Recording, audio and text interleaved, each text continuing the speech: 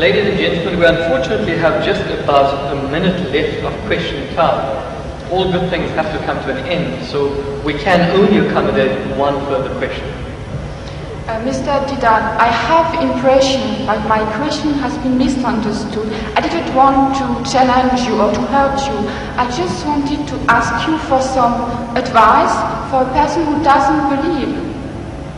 I just wanted also to ask you for advice because I am a non-believer. I would want to believe in Islam, but I just want some advice. Yes,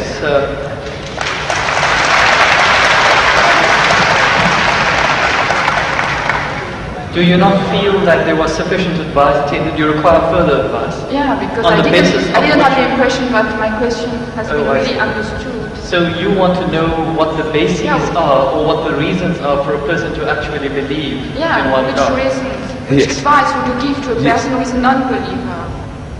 See, number one, we have to realize that there is a necessity for belief. If you don't believe, you can't move an inch. You can't bat an eyelid.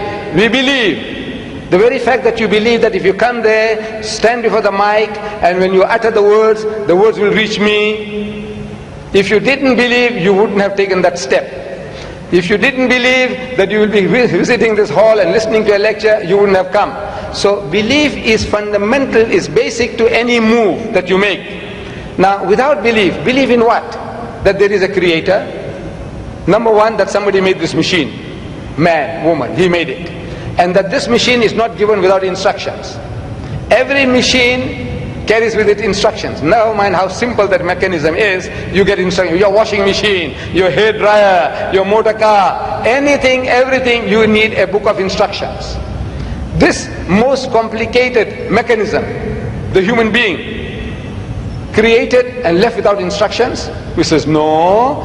He has to be given instructions. And God Almighty, we believe that there is a creator, and this creator through his messengers, one of us, he has been conveying those messages to us, directions, instructions to us. Whether those instructions remain in the pristine purity or not, that is something that is now debatable. But the instructions were given, and it is through those instructions alone can man find ethics, can man find morality. Without these instructions, there is no ethics and there is no morality. Man, being an animal by nature, he will behave like animals. It's only because you believe that there is a creator, and this creator said that thou shalt not marry your mother, you will not marry your sister, you will not marry your daughter. We say we believe, we believe, we believe. You say no, I don't believe, then the person is nothing better than the animal. See, the dogs and pigs, the way they behave, he said, well, I behave just the same because I'm an animal also. So you have to believe. But now what are you going to believe? Where is the source of that belief? Instructions which is not contaminated, which is not spoiled. In the origin we say all prophets of God, all messengers of God were divinely ordained. But the messages, because they were not preserved, God sent messengers after messengers. Messengers after messengers. This is his way to rectify his creation. And in that system of sending messengers to mankind, Muhammad was the last, the culminating point in that messengership. And he left with us this book. And if you read this book with an unprejudiced mind, if you haven't got one, I can present one to you if you haven't got it. This is an English translation of that book, the Qur'an, with an index. Anything that you want to know about God. Open G, God, more than 140 different references. That you say, that I can't believe in God. So he reasons with you. This God of the Quran doesn't say, I'll fix you up and I'll twist your nose and I'll put your pull out. No. He says, Awalam yara allazina kafaru. He said, how can you not believe in God? He says, Kaifa takfuruna billah. So how can you not believe in Allah? Wa kuntum amwatan. Seeing that you were non-existent, you were dead, and He brought you into being. Thumma yumitukum. He will cause you to die. Thumma yuhyikum. And He'll bring you back to life again. Thumma ilayhi turja'un. And to Him will be your return. So if you start reasoning, and you see how true the statements are, that you were non-existent. You, I, everybody, non-existent. The men of science will tell you that this earth was a molten mass. Billions of years, there was nothing on this earth, no life.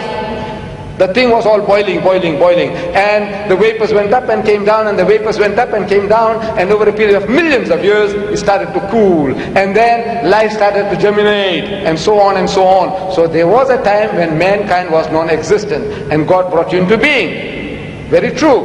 And now you're going to die. But that is not the end. That now there is something we knew, which is other than the body, that real you. Now that real you, which is the driver of this body of yours, will be made to account for your actions.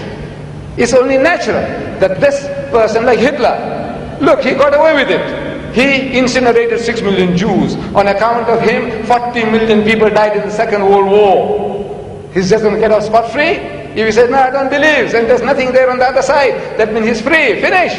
No, no, no. He will have to account for his deeds. Everyone will have to account for his or her deeds. It is a natural, sequence of our attitude and behavior. And this book explains all that. If you haven't got one, this book is yours. If you haven't got one. You got it?